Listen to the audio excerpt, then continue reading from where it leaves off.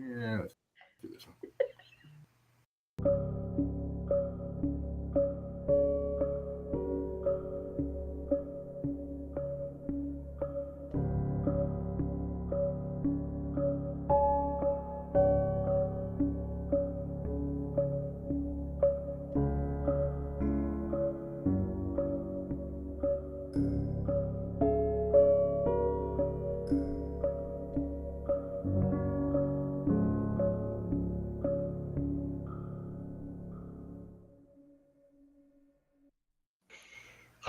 If we had anyone waiting, they're gone I've now. never felt Oh my more like goodness. talking about Disney parks Dude, than I do right now. finish uploading our normal intro.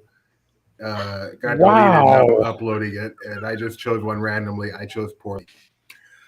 Hello, everyone. Welcome to Disney Park Talk Live, the weekly show in which we put you to sleep with really bad intros, but then talk about the week in Disney parks. My name is Doobie.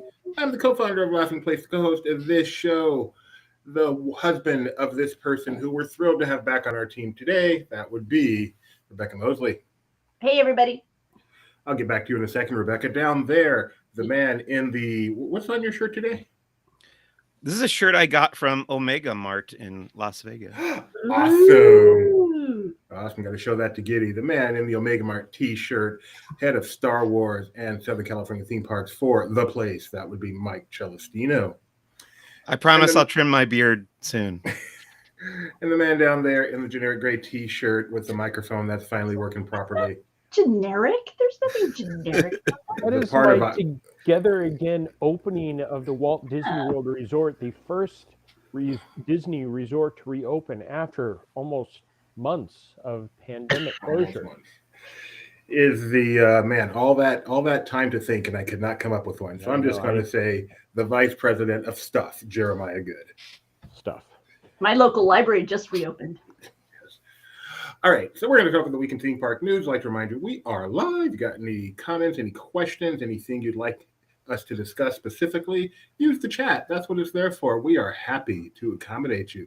We're going to start off with one of the biggest stories that's been going on for the past year or so, and I'd love to bring updates on this. Absolutely. Peppa Pig is back. So, Mighty Poodles. What was this name again? Moment of Beauty got this tweet of Daddy Pig's roller coaster. Oh, yay. So I'm just going to show that. We're getting so much closer. It opens later this week. There's actually, you can't really tell, but there's test stuff on there. So you can hear some music. So it's almost here. Thank you, Jeremiah, for ruining my joke. Appreciate it very much. Sorry, I didn't think you were going that way. It was like, you're doing something different because we did that joke last week. So... All right. Our actual top story is, February is all about love. And that's why it's the shortest month of the year. And Mike Celestino got to enjoy some of that love at the Disneyland Resort as a part of their Disneyland After Dark Sweethearts Night. So, Mike, you want to tell us about it a little bit? This was the third ever Sweethearts Night that I ever attended. I think the first one was 2019, then there was one in 2020, and now there was one in 2022. So they skipped last year. But it was largely a similar idea to what we've had before, except the entertainment offerings were a little different. Some of the photo ops were a little changed from what we'd had previously. And otherwise, it was mostly basically the same idea. You walk around. You can meet unique characters that they have out in the park. You take photos at different backdrops and stuff. And then there's special entertainment. And you have access to all the rides. And there's unique merchandise and food, like all the other Disneyland After Darks. There's Stitch and Lady Stitch. That's not her name. No. Angel. Okay. Angel. Yeah, they had a lot of really interesting couples, I thought, this year. They had Milo and Kita. They had Angel and Stitch. I know Bernard and Bianca, as well as Tiana and Naveen. So really, like I say, it was a little bit more eclectic, romantic couples, I thought, this year. It was nice to see. Can I give you my rant about Disneyland After Dark? Not yet. No, Let's enjoy the beauty of all these couples and Rapunzel by herself. Rapunzel's by herself. Now, There's one of the. So that photo up there, if you back up one, that's in the Starcade in Tomorrowland where you could check in. So you could check in at the park entrance if you're just showing up at like 5 p.m. That was when they started letting people in for the event, and that would overlap with the regular day guests until like 7, I think. But if you're already in the park for the day and want to check in for the event, you go to the Starcade, and they had a nice little check-in area with some photo ops and backdrops there as well. What was the audience like there? Did it seem to be mostly couples? Actually, so I remembered one of the previous times that I went with my wife to one of the Sweethearts nights, and we were commenting on how there were almost no children in the park for the Sweethearts night, and that was very odd. But this time we saw a lot more kids and couples with strollers and stuff. So it seems like it's changed in the last couple of years, where I guess parents are more willing to bring the young ones to Sweethearts night. Maybe these are people who went to Sweetheart night a couple years ago and it did its job, and so now they're there you go. Please tell me you and your lovely bride got your picture taken here. I like this. We actually didn't have time to do any of the photo ops, which is part of the rant that I want to do when I'm allowed. Okay, you're almost allowed. How crowded was it? I think that goes into the rant when he's almost allowed. All right, fine. We're going to finish. Yeah, it's not. I mean, I feel like if you're going to one of these to go on the rides, you're good to go because the waits for the attractions are not bad throughout the whole night. So for the most part, that wouldn't be a problem. It's the photo ops and the characters that really get most of the attention, and most people end up waiting in line for those for the bulk of the evening. Yeah, Michael chronicled this extremely well on our site. As you can see, we also have a couple of great videos. This is actually on the Mark Twain night. It's on the Mark Twain, and they do a lap around Tom Sawyer Island and the rivers of America there, and that nice lady there performs for like 15 minutes during that trip. This was the Royal Ball. It's a half-hour show where the band that is usually called Fat Cat Swinger, when they perform over at DCA, they call it something else, and they're over in Disneyland and they're playing like Disney standards, basically. One of the odd choices in the set that I got was Be Prepared from The Lion King, which you wouldn't think of as a romantic song. I enjoyed watching the Swiska Polka. Yeah. That was the number I got a kick out of, watching the princesses and their princes kind of move about to over there by the Small World Mall. So I was saying to Tori, my wife, when we were watching the show, that the last time we had seen this entertainment option at Sweethearts Night, it was done totally differently. It was a different band playing like waltz music, and they brought out all the princes and princesses, and the characters were dancing with the guests, and not just like dancing side by side. Like you could go up to Ariel and ask her to dance and like slow dance with Ariel, which it just seems like something that would never happen in a million years, but it did happen. It won't happen again in a million years. It might happen again. It just seems so odd. Like you wouldn't, I wouldn't think they would encourage the guests to get up that close and personal with the princesses, regardless of any kind of pandemic or anything like that. But it did happen. I do remember seeing that, and there's video evidence. So Sweethearts Night is at Disneyland. There are 2 more dates available, February 8th and 10th. Unfortunately, they're both sold already. So if you don't have tickets already, you won't be going. But now you know whether or not you should go next year. The price for said event, do you happen to remember offhand, Mike? Sorry, it's not on. I want to say it was like $115. Am I wrong? I think it was $115. I know it was up there. And they did sell out within. This was one of the ones that sold out really fast, if I remember correctly. I think you showed a picture of it, but I have the Magic Key exclusive Valentines that they gave out. There you go. Cool. And yes, here it is. And Rebecca, you're showing fireworks? Yeah, that was another element of the evening that that's unique to the Sweetheart event, and they feature some of the music, some of those romantic tunes, Bella Notte, I Kiss the Girl, also True Love's Kiss from Enchanted. So, sweet fireworks. Mike got some great footage of it, and you can find the full fireworks show on the YouTube channel here. And I just showing a few stills. I can't remember if these are ones No, I think I grabbed these from your video. You took them from the video, yeah. Took them from the video and tweeted them out there for you. Thank you for that. And Cool. since So was right there in front of the castle, which was nice. we can have 2 screen shares up at one time. I didn't even know that. Yep. And there's a nice photo of Stamos and his wife. They attended the Sweetheart event. They were dressed as Stitch and Angel. So there's a few photos out there if you check out John's Instagram. We call him John. Okay, Mike. What am I supposed to call him, Mr. Stamos? Rant away. Jesse. Oh, yeah. Okay, so you pay $115. You go to the Sweethearts night. You're ready. You know what it's about. You're ready for the photo ops, ready to meet the unique, rare characters. You get in line to meet, let's say, Milo and what's her name? Kita from Atlantis in Tomorrowland over there.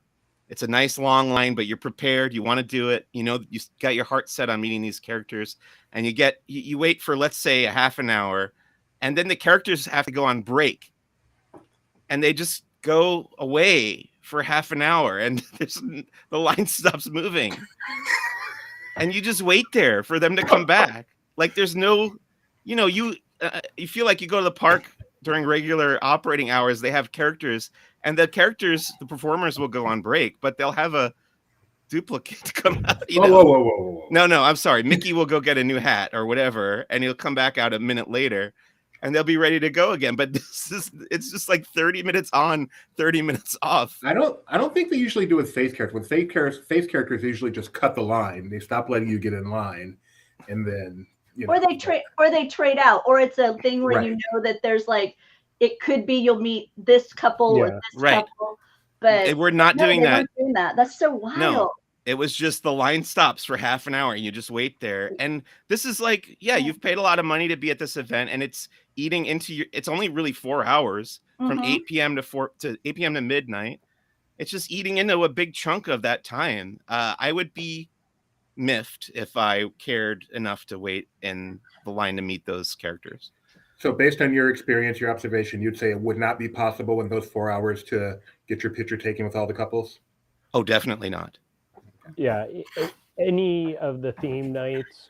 I mean, it was the 90s night, right, Mike, where I was just out there, and between the both of us, we still missed different photo ops. Right. And that was like running and not waiting in line. I can remember, to jump off of Mike's rant, the Villains Night at Disney's Hollywood Studios, where they ended up refunding everybody's money because the lines were so long for characters. And those weren't even like face characters. They were Gantu and Hamsterville from the Stitch cartoon. And I waited almost an hour and a half for a character. And that was all I could do almost the entire night. It's the problem with the Instagram society and we need our selfie photos. But people, that's part of why you go, is to get those photos. So that is, I don't know what the solution is, but. Yeah, I mean, when I did it, I could pose with the character. I'm sure that this was, you stood like 5 feet away from them and did a selfie or that. In front, they had seconds. Yeah. The characters were basically roped off and you had to stand in front of the rope. Yeah. But they still queued it up. They queued it up? Did they still have a queue to get the picture? Or did you just okay. Yeah, there was the line. Yeah, okay. For sure. All right. Well, let's move on to something better. And that is, I'm sorry? No, I'm trying to think what would be the solution. I guess you could just offer more photo ops, but I get you disappointed. Right. Or you could just know ahead of time what it is.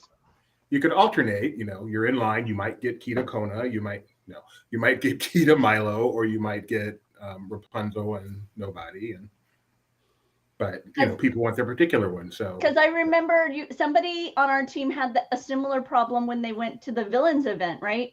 They waited in line to do the meet and greet, and then when they got there was no character.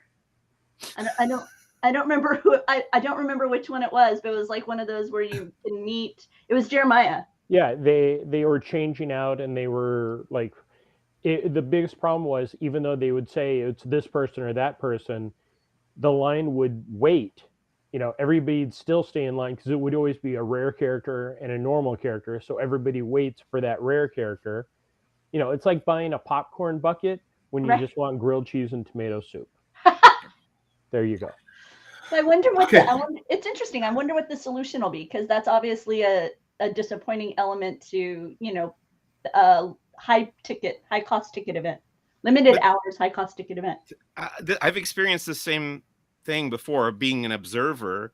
So it clearly isn't as big of a deal to other people, or they would have changed it, right? Or I don't know. Maybe one potential solution is to have all the meet and greets kind of inside, maybe in a tent or in a building. That way, when Snow White goes off stage, perhaps they could bring her back a little bit faster without being as noticeable. You know what I mean? Well, I guess the reality is there's enough options throughout the evening that when you add in like fireworks and the various photo ops and whatever, by the time the evening's over. Right. Because even if that wasn't the case with the characters, you're still not going to do everything. Right. They've given you a ton of stuff to do. Right. Have your 4 hours of fun. Get your cool pink park map, by the way. If you have an extra one of those, Mike, I'd love a pink park map. My favorite color. He'll stick it on his wrist next to his sparkly magic band. Exactly. I would. Oh man. Remember they celebrated my birthday yesterday. Movie?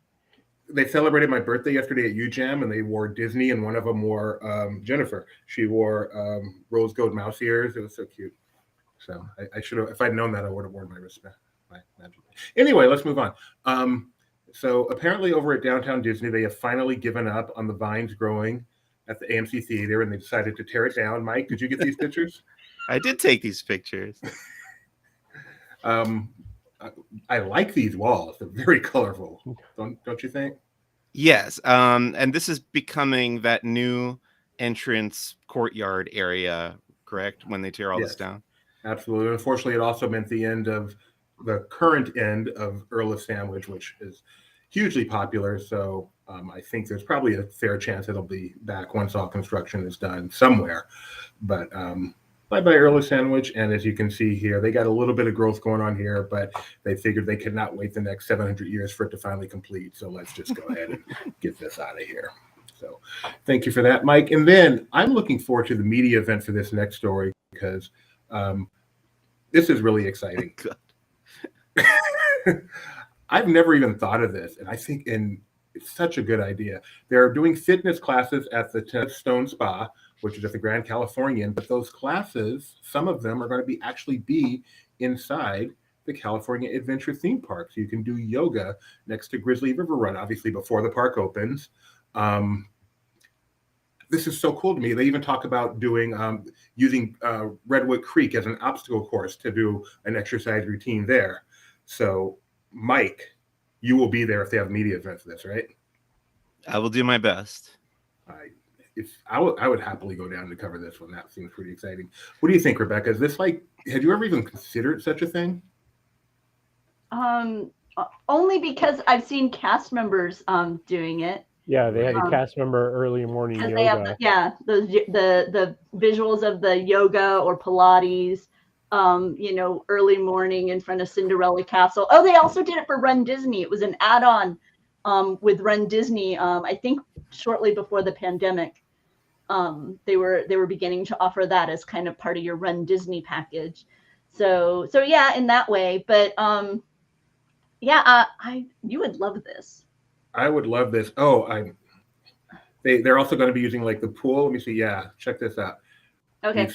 You stand on a board in the pool, and you're doing yoga on this floating board. So you're really working your core as you maintain that balance there. That looks so hard. That looks harder than when Jeremiah went surfing. Oh, I wish I would have thought of that. I would have had that right. Hey, do you guys agree that Downtown Disney construction wall reminds you of T2 3D? I don't remember T2 3D. It just had weird colors on the side, and they never explained why they did it. Oh, now so when I was looking at the first time, it was so far back, I was like, why is it color and then white? Those are the barricades that they're painting still. Okay. Is that to make sure that you don't brush against the wet wall? Yeah. Is that what's going on there? I'm sure Todd at this point will be like, okay, that makes more sense now too. Oh, I should have shown this. This is what's underway there. The concept art and what's coming. So basically, it looks like they're taking away a theater and an Earl of Sandwich and building a park. So cool. That's not a complaint, just an observation. Ready to move on? Anything else Disneyland related you wanted to mention, Mike, before we move on? Oh, yeah, I do. Actually, I have some of the Magic Key. What's it called? Magic Key Appreciation Month? Yes, shortest month of the year. Yes, it is. Hang on. And Doobie's the star. So near the entrance to Avengers Campus and California Adventure, you can go and show your Magic Key, and they'll give you this lithograph of the mountains of Disneyland Resort. Nice. With the wrong elevation or spelling on any of them? No, that's only when they're honoring them. That's and then cool. Also got this one's beat up. My wife got a better copy that I tried to keep in better shape, but this is the map of Avengers Campus that you see on the wall in the Web Slingers queue. It's like a schematic of the underground tunnels and stuff. Nice. So is that kind of the companion to the other map that they gave earlier? Oh man, now I have to get both those. Yeah.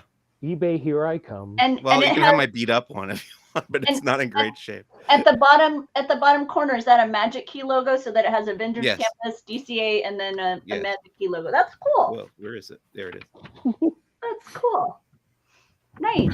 And then later this month they're going to be offering a redemption item that is a transportation map. Similar to that one with the mountains, right, Mike? Oh, when does that start? I think I want to say in mid of the month. I'll double check specifically on the date. But is that when the sunglasses are coming in also? Yeah, the sunglasses were supposed to be available on Friday, but I think because of the supply chain issues, it hadn't arrived yet. But they told me to check back another day. The excuse that keeps on giving. The 16th is the date that we've had on the arrival of the transportation lithograph. I think that one's going to be found over at Disneyland Resort, but you can check Laughing Place to be sure. Yeah, I'll be sure to grab that if I'm there.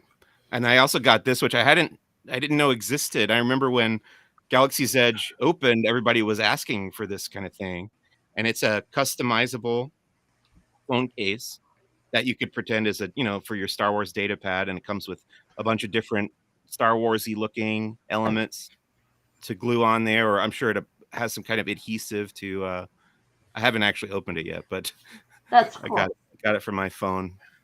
And Mike, I can confirm that is out here also, and I believe that they came out right at the start of the month or at the end of the last month. Okay. Cool. Right. Let's move on to the next realm, which is going to be not you yet, Jeremiah, but the Disney Cruise Line with the very, very, very sad news. I mean, very sad news. It's the saddest perhaps even hit personally, that the Disney Wish, Disney's fifth cruise ship, will not be launching on June 9th, 2 weeks prior to my scheduled cruise, but instead will be launching on July 14th, 3 weeks after my scheduled cruise, which means my scheduled cruise is scheduled no more. Everyone, a moment of silence, please. Does that mean it's scheduled no more, or you just got pushed back to a later date? Because of our schedule. So yeah, they couldn't just push everyone back because obviously a lot of cruises were already scheduled, and it's better to inconvenience 6 weeks of people, 6 weeks worth of people than 6 months worth of people. But aren't they? So basically, let me finish. So basically, sorry, Jeremiah, let me finish. So basically, what they've done is, if you are on the inaugural sailing on June 9th, they have moved you to the July 14th inaugural. You are still on the inaugural. The inaugural always cost a little bit more. If you were on the July 14th, your cruise was canceled. Otherwise, they canceled your cruise. You have the opportunity to rebook find a cruise that's available. Obviously, a lot of them are already pretty well sold. However, you do get a 50% discount on that booking. So in our case, we'll now be going in February, which is a long time to wait, but 50% off. So Yeah. I think that's some pretty decent compensation for some, stuff happens. Big construction projects like this get delayed sometimes, especially considering the current situation. I think Disney's handled it about as well as they could. Yeah. It's just still sad. But as it turns out, there's still 4 other ships you can take a cruise in the meantime on. And hopefully I will, but I am really this was my next cruise scheduled, and so I'm hoping to cash this in for Olani. That's what I'm pushing. Oh, we're going to Olani. We're going to Olani. But this is also a good time to bring up a certain travel agency that had to deal with this while she was flying across the country. Yes. So as always, we highly recommend our official travel partner, Mouse Fan Travel, or MEI Travel, same company.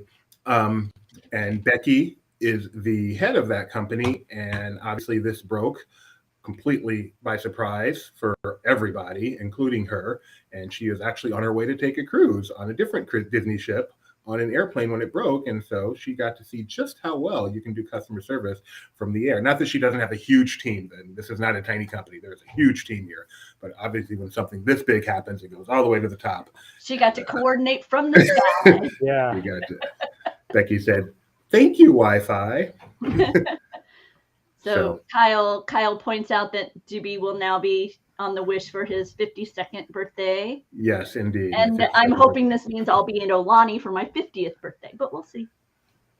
Laughing Place powwow, Olani. We'll see. I don't want you at my her 50th birthday and our 25th anniversary. We don't want you there. You don't even want Gideon there. It's my 50th birthday and our anniversary. So. I think it should just be you two and Jeremiah. Thanks, Mike. Thank you very much. I was going to make a joke that I'll tell you guys afterwards. Sounds wise, Jeremiah. Thank you, Kyle. Thank you the for camera. That. Can somebody please put up Kyle's comment? Just pan the sandy beach with Rebecca and Doobie relaxing, and just keep panning, and there's just Jeremiah there building a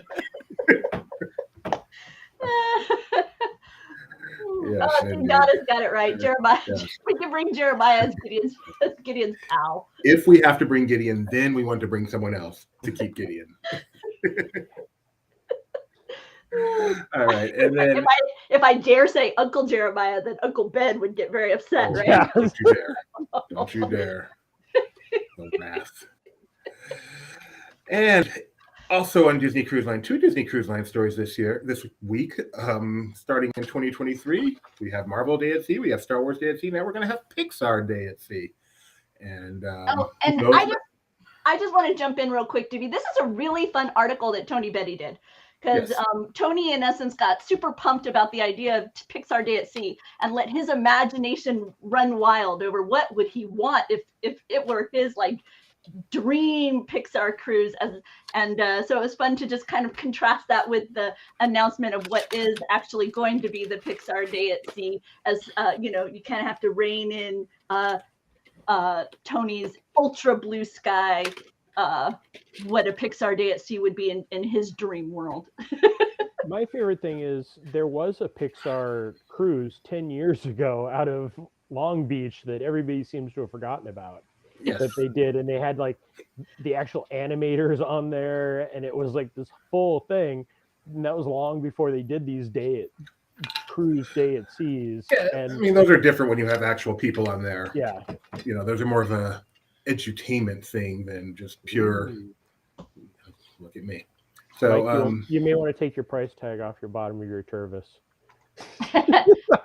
Yeah, Todd, that's Tony's idea is a transform it into the Axiom. It's like I say, it's a fun little blue sky piece while talking about the actual announcement for Pixar's Day at Sea. Seeing these pictures, Day at Sea, the character interactions are so cool on the ship that it makes me wish a lot of these characters were face characters instead of But then we'd have to wait a bigger-headed half characters. hour in between. shut up. and- But seeing I'm imagining seeing Frozone and the Incredibles, even Edna Mode.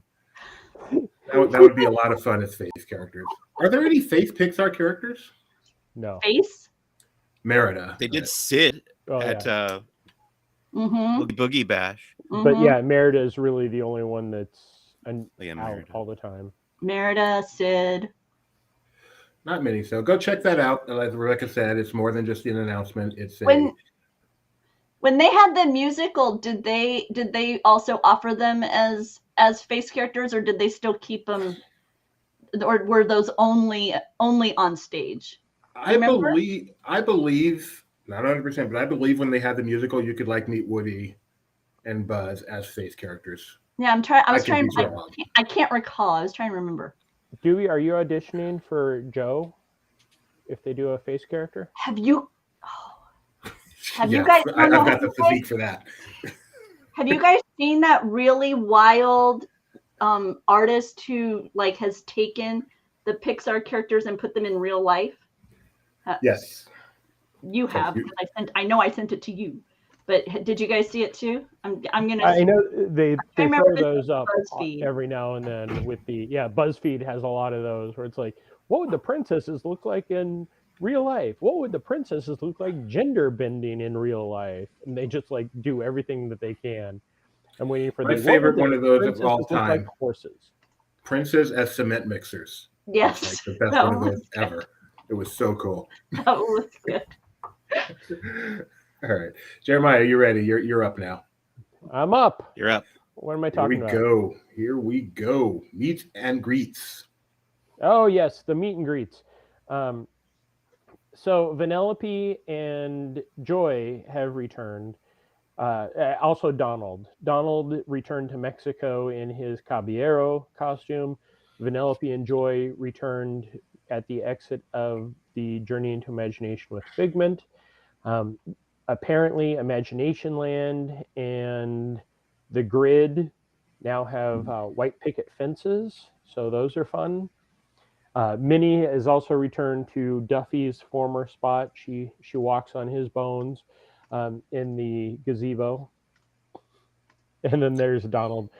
So we've had Mickey out for a little while, and then in the front of the park we'd have different characters. Usually the Fab Five show up, and now they're kind of returning. I believe it is next week. The Mickey's Cavalcade is ending at Disney's Hollywood Studios because he's returning to the Red Carpet Dreams area. Excuse me. So you'll meet Minnie, and then the next room will be Mickey. I apologize. But yeah, Joy Thank you, Donna. and Joy and Vanellope have returned to the Exit of Imagination Pavilion. So the characters are definitely making their way back into the world. So awesome. And speaking of characters, apparently the character Paris has linguini on her face someplace. So that's an interesting thing, Kyle. Thank you for sharing that. Wait. Disneyland Paris has linguini as a face character. Is linguini a character from a Disney film? Yes. No, Pixar. Pixar film. But wasn't that just for the special events, Kyle? Probably, but we were just wondering if there were any Pixar face characters, and apparently Linguini is a Pixar character. Who's Linguini? The young man who's the chef in Ratatouille. Oh, right. Got it. And then here's that. It was a Oh, yes. See, it's Doobie. It's like looking in a mirror. Isn't that cool? They this artist did a lot of them. It was a Yahoo Life article. There's Lady Tremaine. I should be able to guess who these are, and I did not guess that was Lady Tremaine. Nope, I would not. It's because she doesn't have her hair up. That's why. Thank you, Mega. It was my birthday yesterday. I am now 51 years old. Emphasis on old. All right. Also at Epcot. Okay, you're not getting old. You're getting better. How do you know? Whoa, Rebecca. Come on. That was unnecessary. Oh, guess not. Sorry. So unnecessary. Kyle, do your cue right there. So Tomorrow's episode of Barely Necessities, you'll find out a lot more about this story, but a quick look at some of the new Epcot shirts that have hit shelves at the Creation Shop. Did you get these pictures, Rebecca? No, because this happened after my trip. I was very disappointed because I would have brought a few of these home. Jeremiah, what did you see here? These are sadly kid shirts. Like I probably would have done that one. The first one was an adult. That's a kid. That's a kid. And then, you know, they're rolling out more and more of this Epcot as it goes, which is great because it's nice to see just park merchandise again. You know, we always go through those waves of everything's Walt Disney World, and then we start getting these fun park specifics. And Does yes, this shirt come with the mask? Face. Yes. Does it come with the mask? And the harmonious shirt that matches the pin. You know, I think we're finally starting to see the supply chain catching up with October now. So seeing all these pop out at one time, I walked in going, oh, wow, it's like October 1st happened in here. Yeah, last week at Disneyland, I started noticing some Christmas merch that was not out at Christmas time. And I was like, should I be reporting on this? I guess I probably should have. There's so much, like the Christmas plush, Mm-hmm. I believe just was hitting the stores 2 weeks ago. When I was at the park, every cart still had the Christmas tree popcorn bucket. Mm-hmm. It was very strange. Cool. Anything else at Disney World, Jeremiah, we probably should be mentioning? By the way, Gio here, who is basically probably our number one trivia champion, is going to be writing a Stump Jeremiah quiz so that Jeremiah can play for his job. So looking forward to that. Uh-huh. Wait, what? You get to join the ranks. Everybody else has been through it. Yeah, Tony, Mike, Mac, they've all been through it. You get to play live against the whole audience, and if you don't win, you're fired. Yeah, didn't you hear Tony got fired? Yeah, as he wrote me the other day, he was picking up shifts somewhere. So looking forward to that one, Jeremiah. But anyway, anything else at Disney World we should discuss? Disney World or Florida specific? Disney World. We're going to get to more Florida Nothing at next. Disney World. The parks are beautiful. We went over the Xandarian ship last week, but they have definitely added more to it. I know that we sent out some tweets and photos. It looks amazing. When we did our walk and talk, we walked by there, and that was on the 55th anniversary of Roy announcing the Epcot project or Florida project were to be made. Took me 30 seconds to remember what his Xandarian ship was. Oh, and speaking of that event, if you missed out on the Destination D23 event where they did a really great panel on the earliest days of Walt Disney World's development, you can still find that on YouTube thanks to the sponsor of the event, Topps Trading Cards. So we actually had have a link to it via our Twitter account. But yeah, no, that was a great panel with some of the earliest employees, and they talk a little bit about those days where they had like the preview center and that kind of stuff. So really fun. Did you guys see anything on that screen? On the Twitter When she screen? did her screen share? Yeah. I just saw a black Twitter. screen. I saw Twitter. Okay, good. I just saw a black screen. Want to make sure it's just me. Thank you, Restream. All right, so moving on up the 4. Was that you that covered Universal, Jeremiah? That was I that covered Universal. So Jeremiah I had got lots of fun this and really cool picture of this UFO right here over the Mardi Gras parade. Check that out. What do you think that was, Jeremiah?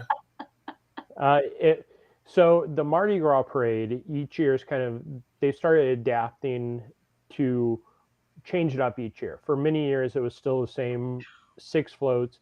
Now they have 3 of the original floats in the front. Then they have 4 or 5, I can't think off the top of my head, in the middle, and then 3 at the finale. And this year is Planet Mardi Gras. So these are the aliens, and each of the floats celebrates a different planet. And at the end, they are all on Planet Mardi Gras. So it is all lit up with the gold, purple, and that other color of Mardi Gras green. But if you've never been to Universal for Mardi Gras, it is so much fun. I unfortunately only got to experience the parade. Can you pause there for a second? What Do am you I think pausing Disney for? would get away with just having a white truck pulling one of their parade floats? Oh, I love it. It's so like hometown. Yeah, this is the floats are actually made by some of the float builders in New Orleans, and when you go to the tribute store, it pays tribute to the creation of floats. So they have each of the steps from the concept to the full. Is this one of the times where I got hit by the beads? I was gonna say that's not the only thing Disney wouldn't get away with.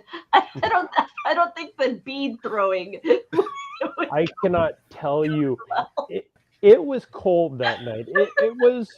It was like low 50s, and I like to dress. I feel a need to interject for clarification.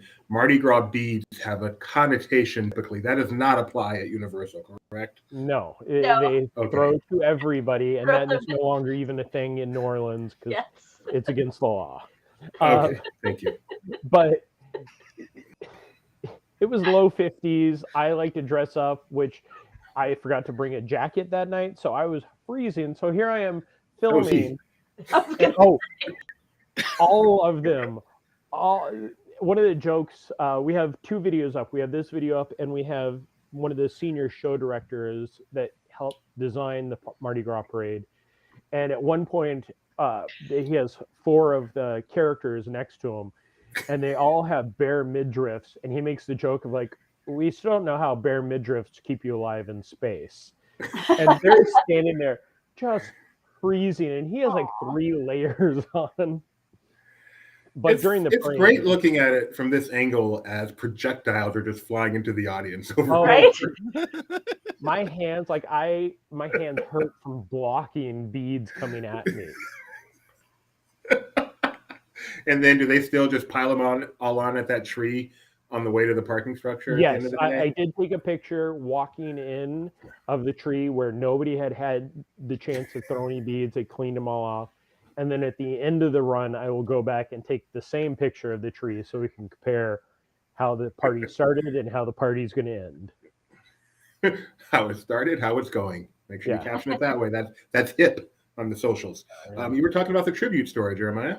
The tribute store is, the past few years, they've done some great stuff with the store. I've heard people say they're not impressed with this year's offering, but I love it because it's about the floats, how the creation goes. So concept and ideas. And I took pictures of each. There's a drawing of the alligator head. And then at the end, there's the full design of the alligator head. And it's not heavy on, there's the design of the alligator in the center, and then the different floats. It's not heavy on the merchandise so much as more on the storytelling with some of the merchandise. Would you agree, Jeremiah, that it is louder, wilder, and spicier? It is. Did you get a wax gator? I did not, because for the media event, they gave us the opportunity to taste some of the food, which everything I had was amazing there. Sorry I didn't video it. It was too loud for anything. The blondies there were okay, but the marshmallow pie, yum. Oh, those look so good. They were amazing. But my favorite thing was from 6 to 7, they gave us a chance to taste some of the food, interview the chef or Blake, the senior show director. And then the parade started at 7:45. So at 7, they were going to walk us over there so we could stand in one space for 45 minutes waiting for the parade. I'm just like, I'm going to go look at the tribute store. So I ran in there, got some pictures, and appreciated it. But yes, the Mardi Gras marshmallow pie. I'm not a huge marshmallow fan, music or pie, but that was something I will get next visit, definitely. Cool. And then there was also, of course, some Mardi merchandise. Yes, lots of Mardi merchandise. This is the classic Mardi Gras, just the basic theme where it's always the giant alligator. And then as we scroll down, we'll see some variations of that. and then we head into the Planet Mardi Gras, which they had a bucket cap that I almost bought and a sweatshirt that I almost bought because I was cold, and it actually is pretty cool to look at. I like the socks. Yeah, there's the water bottle with that, the coffee cup. Very nice stuff. Cool. Hey, I'm gonna share something real quick. Let me see if I can get it to pop up right. Because you're talking about the gator, it reminds me of, it's such a tiny picture, because that was the resolution we had back then. But do you guys remember? I'm trying to see if I can zoom in. Let me see. Zoom. Do you guys remember back when this guy used to hang over New Orleans Square at Disneyland?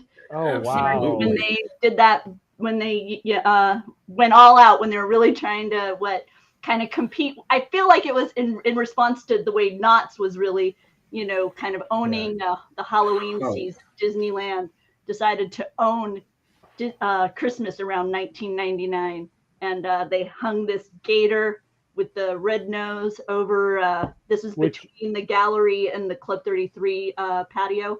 That is actually a Splash Mountain gator. If you look at its design. Is it really? Yeah, it's one of the ones that the frogs are sitting on. Oh, okay. I wonder if that's why they stopped doing it. They needed the gator back at Splash Mountain. Well, they'll just put it back in a few years, and it'll just hang around. And then they had Papa Noel hanging in the tree over there by Club 33. But yeah, all your talk of the Mardi Gras gator kind of reminded me of the decor that used to be found over there in New Orleans Square Disneyland in 1999. I remember that. I remember that viewing, and that was pretty exciting. That's the same year I'm pretty sure they debuted Toontown going all out for Christmas with the crooked Christmas tree and all that. So. That's funny. I scrolled past that picture to get that one. Yep. And now both of them are gone. Yeah. All right. So just a couple of quick bites before we get on to some more fun discussion about the past. Hi, Marceline, Missouri. If you want to visit there, you have the opportunity to do that if you're a D23 Gold member. Tickets go on sale tomorrow. It's a $350 price tag. It's So, Doobie, are you saying you're not allowed to go to Marceline, Missouri if you're not a D23 Gold member? That is correct. They actually have a gate. It's a fenced-in community now. And you got to show your I have my card. You have to tap it. To be more accurate, anyone can go, but if you would like to be a part of a D23 member event, that includes a tour and transportation, not airplane transportation, but transportation from near the airport. You got to get yourself there. There is an event upcoming in May. Mm-hmm. And how much did you say it was, hon? $350 is what I recall the price being. $350, which includes hotel night and Nope. transportation. It doesn't include the hotel? It does not include hotel. Oh, you are correct. Yeah, it's access to the museum, the special presentations from the Marceline residents, a catered lunch, a continental breakfast, and some snacks on the trip, that kind of thing. Yeah, they pick you up at a hotel.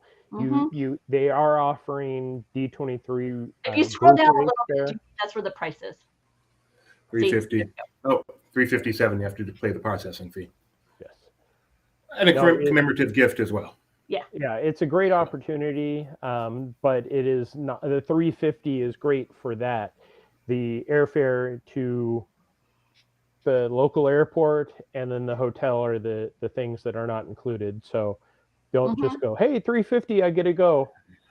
I knew it wasn't airfare, but I thought the $350 included hotel, which made it not too bad. But now it's a little more expensive than I thought it was. Sorry about that. Rebecca, you want to talk a little bit about the Orange Bird Golden Book? I know you're a Golden Book fan. Yeah. Oh no, this has been a great time to be a Disney Parks and a Golden Book fan, because they released this title celebrating the Orange Bird, right? It's Disney World's 50th anniversary, so they have the Orange Bird, but they also have recently, over the past few months, you can find titles for Haunted Mansion, for Jungle Cruise, for Space Mountain, as I recall. They even redid the Magic Kingdom title where Mickey loses his band leader hat. They redid that for the 50th. So be sure and check out your local bookseller, whether it's Amazon or Barnes and Noble online, or whatnot. And Laughing Place, if you click through a link on our site, we'll get a small affiliate fee. But mostly, I just want to make sure you know that there's a lot of really fun Disney parks related little golden books out there. Hey, thanks, Hellbound. Look at this. Hellbound Spawn wants people to give us a like. Thank you. With that name, I highly recommend you follow their advice. Thank you very much. Right? Yep. Can't go wrong. All right, and then one more story. Hey, Gio, can I just want to answer Gio real quick. Gio says, as much as I would love to do this, I'm going to pass because I think the price tag is probably a little outside of the budget there, the way he's writing this, and he's local. Keep your ear to the ground because there's a lot of different Disney fan groups and organizations that periodically have fun events there. I know that not too long ago, the museum itself had a fundraising event. It was really nice. They brought in some special guests, and they had a dinner kind of out on the family farm. And its price tag was not approaching quite this level. So just pay attention to Marceline, Missouri. There's some Facebook pages out there that will also keep you informed on events that celebrating Marceline. Have you guys been there? I have not yet been to Marceline. Many of my friends have, but I have not stopped through Marceline yet.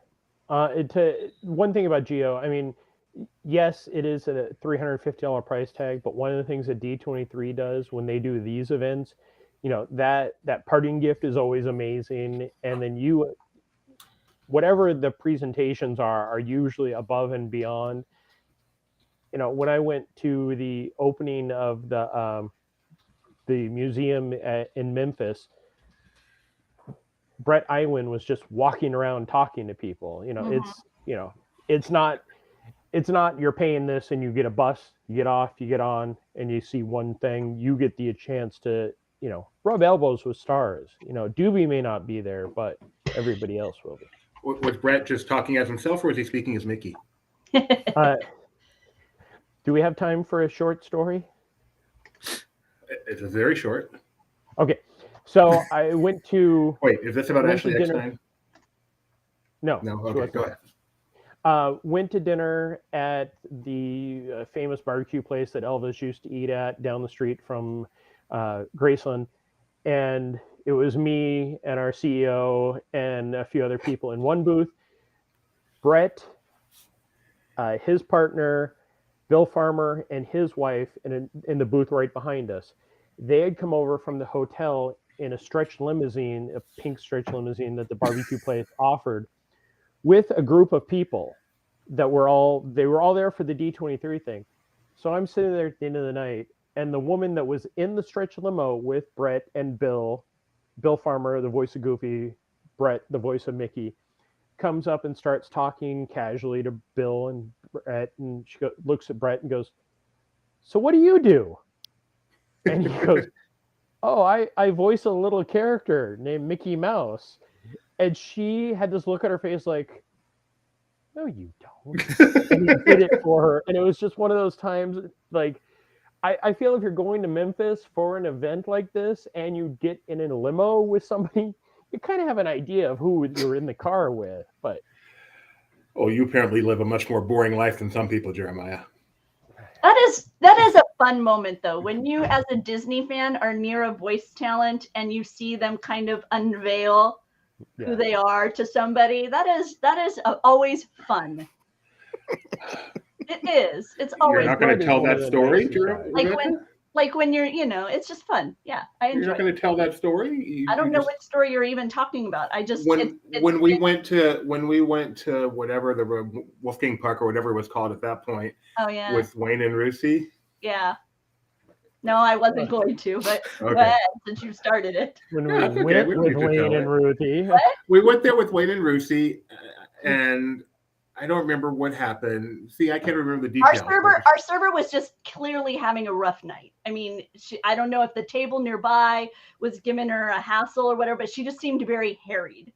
And so in the midst of the meal, Wayne unveiled his voice when this, as Mickey, and her face, she like nearly fell apart. She was just so flabbergasted. And then Rusey came in with the next barrel because Rusey came in as Minnie, and so just all of a sudden she realized who she was serving, and she was just so delighted. And it just to see her whole, I'm seriously, you could just watch a person transform from just having like the worst day to just, and I was thinking, what a neat gift to have, right? How fun must that be to have that kind of always in your back pocket, that you could just kind of bring that little magical transformation through this gift you have. And no, it was one of those things. And like what Jeremiah said, it just brings that memory back.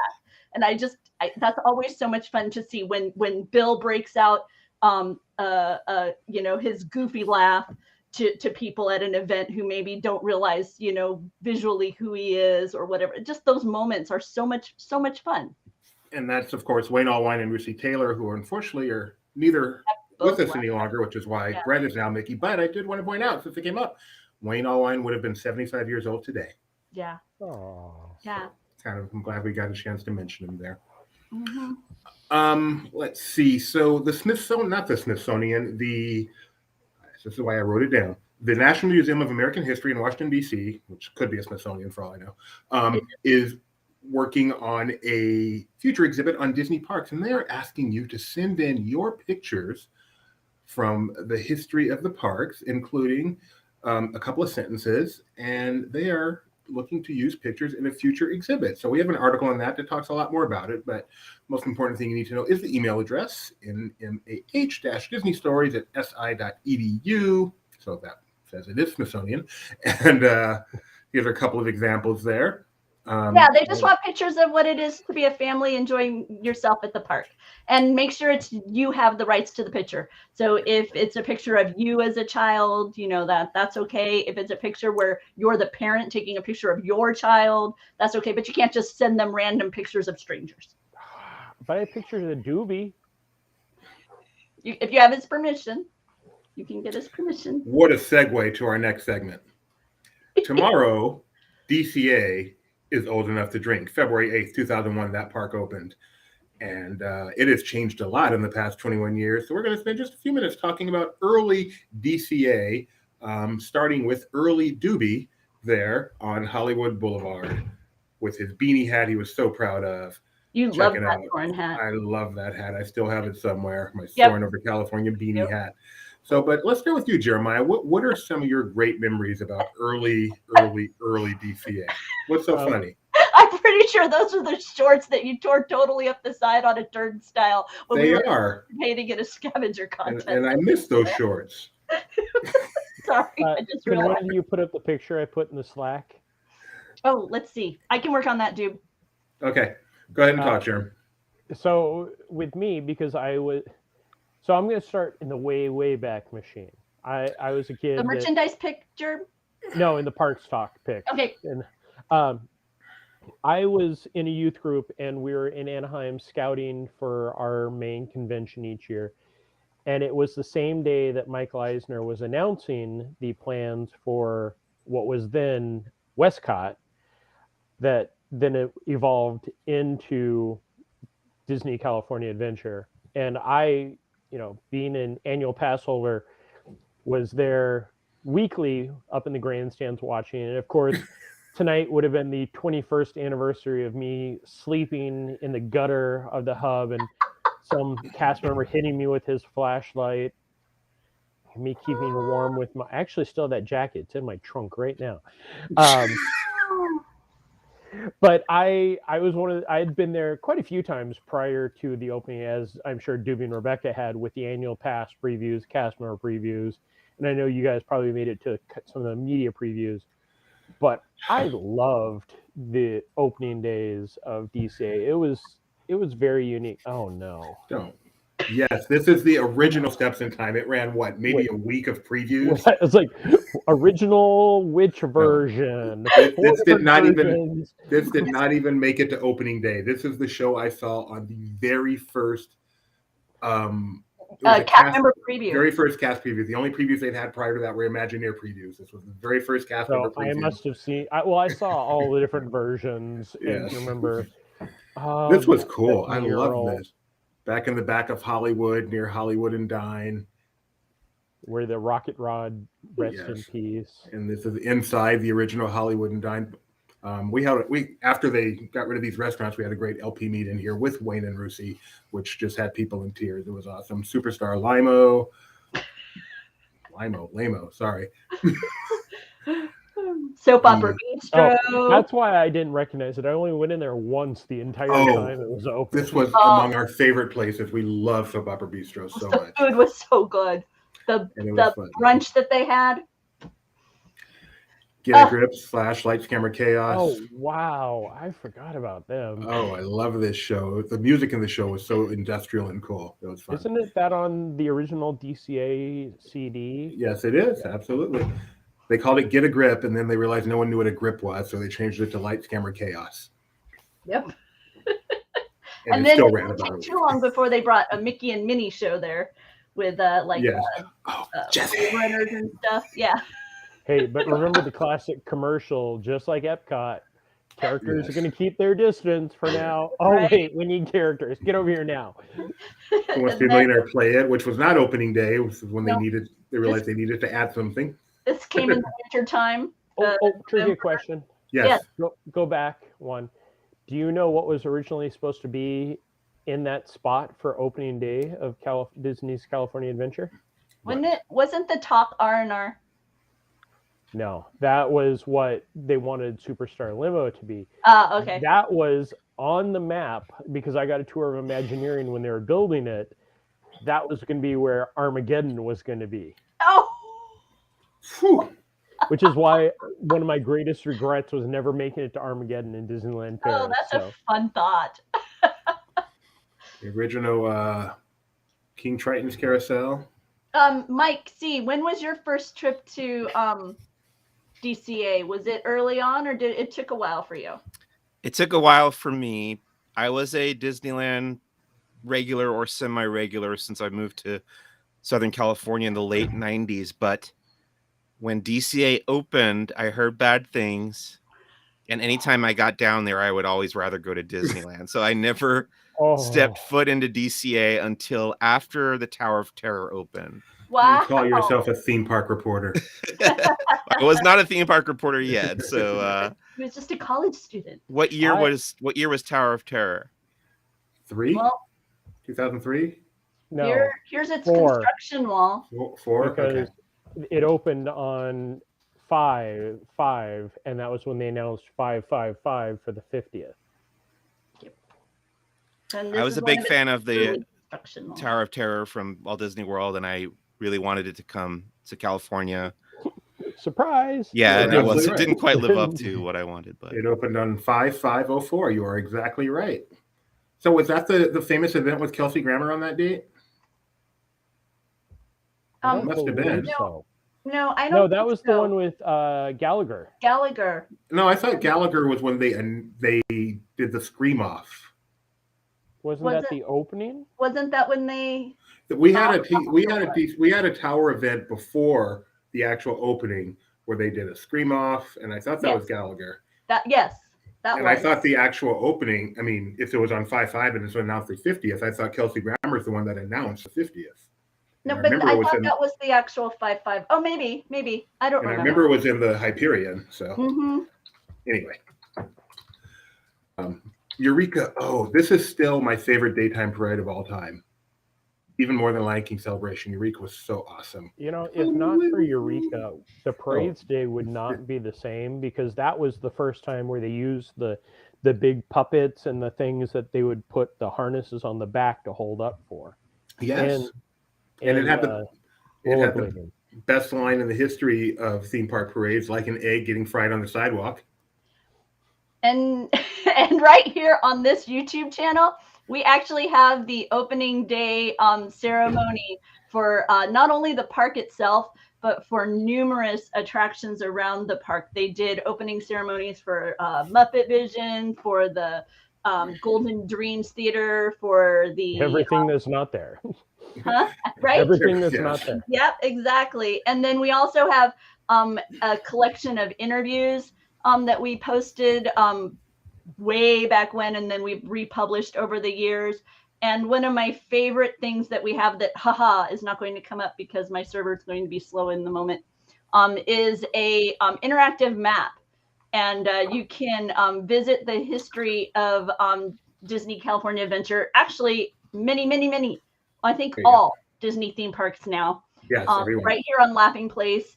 And you choose the year, and then a map will appear, and you can see what attraction is there and its years that it's been there. And you can kind of follow and look back on the history of select locations within the Disney theme parks. And those are all right here. Yes, Mr. Jeremiah. Trivia question.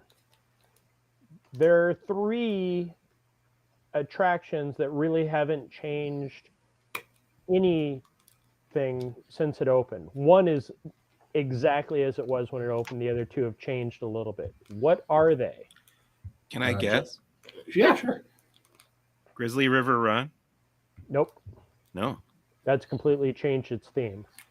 Okay, well, True. I'm out already. Okay. 2 for sure are Golden Zephyr and Jumpin' Jellyfish. Yes. And then the third one you should know because you already talked about it. But those 2, I would think, haven't changed at all. Golden Zephyr has changed its design. It used to have neon up on the top, and now it just has that little. And Jumpin' Jellyfish hasn't changed a single bit. And then Has Golden Zephyr increased its wind tolerance from 1 to 3 miles an hour as well? No, I still sneeze to make it go 101 whenever I walk by. Bodine has changed greatly. There's no more movie in there with used to be a guided tour with Rosie O'Donnell. The video is still there. You just don't. You just You're aren't not locked forced to into watch it. Yeah, you're just not locked into it step by step. But I know when DCA opened, I thought that Jumpin' Jellyfish would be one of those attractions that would remain unchanged for 21 years. I had that in mind. And Jumpin' Jellyfish is one of the few attractions that was copied for Tokyo Disney Sea. Oh. That is also one of the very few Disneyland Resort attractions that I've never been on because my white hiney won't fit in it. So, fun I fact. think it will. We'll have to try. I'm pretty sure it has a stated weight limit. Yep. Which, all right. Jeremiah. Juby has not ridden Jumpin' Jellyfish. I've also not ridden the former Mulholland Madness because I couldn't quite get the bar all the way down. Oh, that was so close. Yep, I remember. That one was close, but no cigar. Yes, that movie with Colin and Rosie O'Donnell, so informative. You showed early on there a picture from the opening ceremony, which is probably the most unique opening ceremony Disney's ever made. You need to go check it out. It's done by the one and only Stephen Davison. It is spectacular, a great ode to California.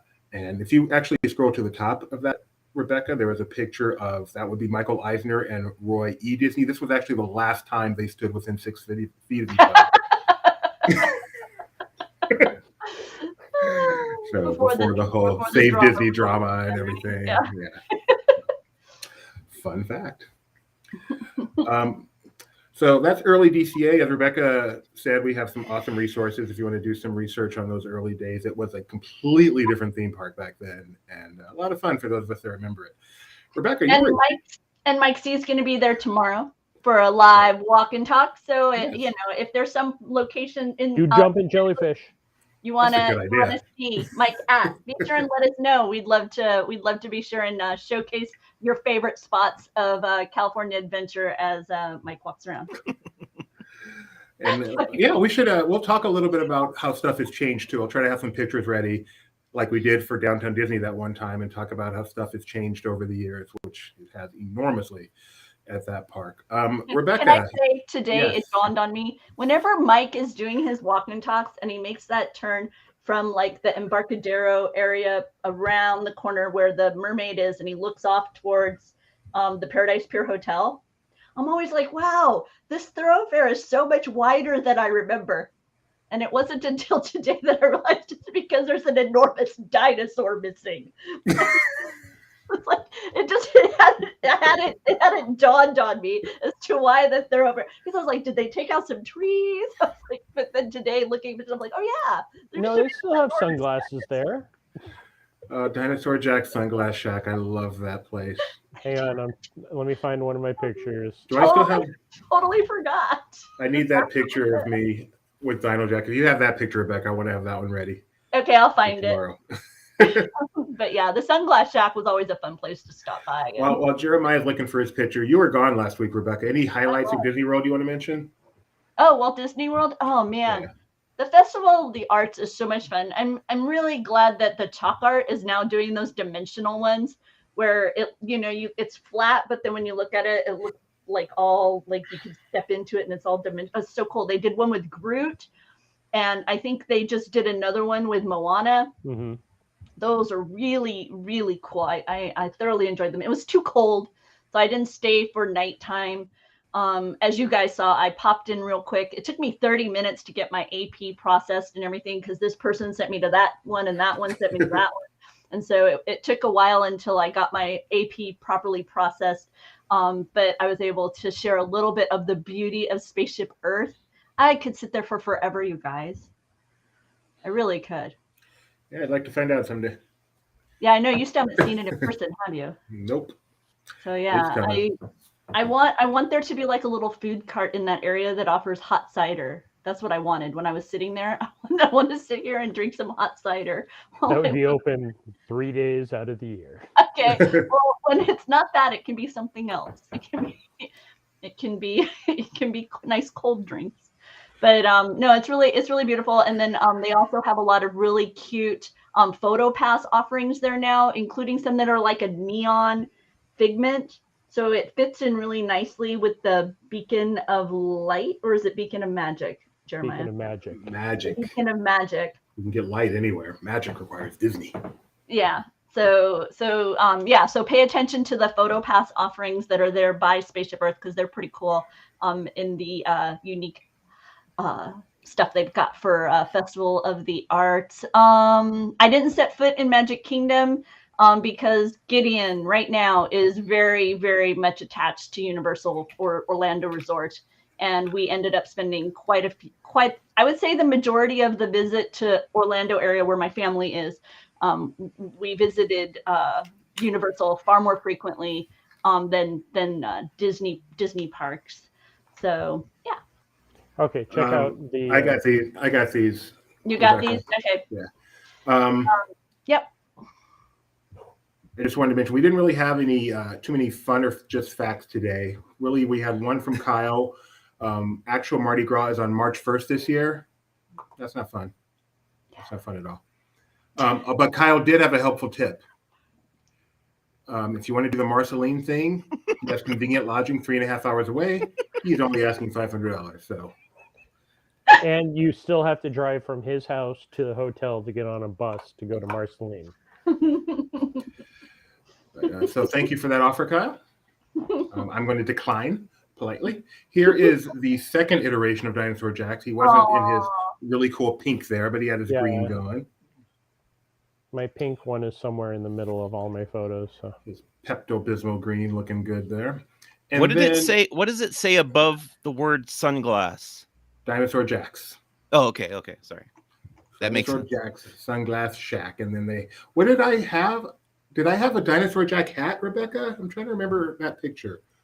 I don't recall, honey. I'm sorry. Okay. And what's in this spot now? Is that where the castle, the corn dog castle is? No, that's where the sunglass stand is right now. Okay. Gotcha. We'll check it out tomorrow. We'll have this picture. We'll check it out tomorrow. Can't wait. And then here's a picture from oh my god, some Disney event where we were in the Ariel's Grotto. Yes, and they had Tinkerbell was there and some of the other Disney dignitaries, and there's Denise. We had the biggest dignitary of them all right there with Mickey. Oh.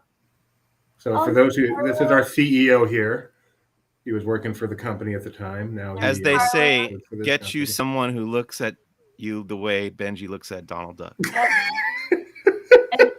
In the background there, you can see Anita of Dayton, Disneyana, which gives me the opportunity to let you know that Dayton, Disneyana just started their early bird ticket sales. If you aren't unfamiliar with the Disneyana fan club out of Dayton, Ohio, they have an annual event, lots of fun, a weekend of vendors, Disney presentations, various costume contests, lots of fun. DaytonDisneyana.org. How far is Dayton from Sandusky? I couldn't tell you, mister. Because I want to know if I could do that and go to Cedar Point at the same time. Can you combine a visit to Dayton, Disneyana with a visit to Marceline and maybe a stay at Kyle's house? Just in between? Yeah. Yeah, it's quite a change. And here's the famous Carlos Queiroz here. Yeah. Oh, that's Carlos. Yep. Yeah. Wow.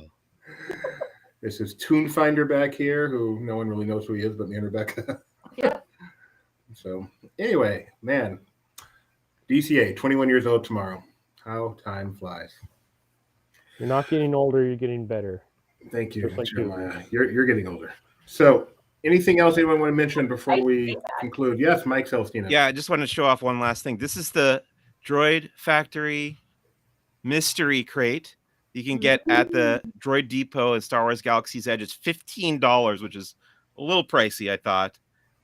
It's a blind box. It doesn't look like this when you buy it because the droid is inside a sealed plastic bag inside the box. So you cannot tell which droid you're going to get. There's 6 different ones, I believe. But I do like the crate that it comes in. I like the translucent plastic window there. But I'll show you which droid I got. This is S3R9. And so all the droids that you can get in these crates are droids that you'll see around the Droid Depot in Star Wars Galaxy's Edge. And they come in pieces, and you just kind of have to assemble them by putting on the legs and the little foot there in the dome. And there's a couple BB droids, and the rest are astromech droids. I think they're cool. I'm not going to buy any more because they're a little pricey, and you can't tell which one you're going to get. So the odds are you're going to get some reruns in there. Mm-hmm. It would be neat if you could just buy them, but I guess they want to do the blind box. But then you get to trade with people. Then you have to talk to people. Oh, you have to talk to people. Mike, are you one of those people that doesn't like people? No, I like some people.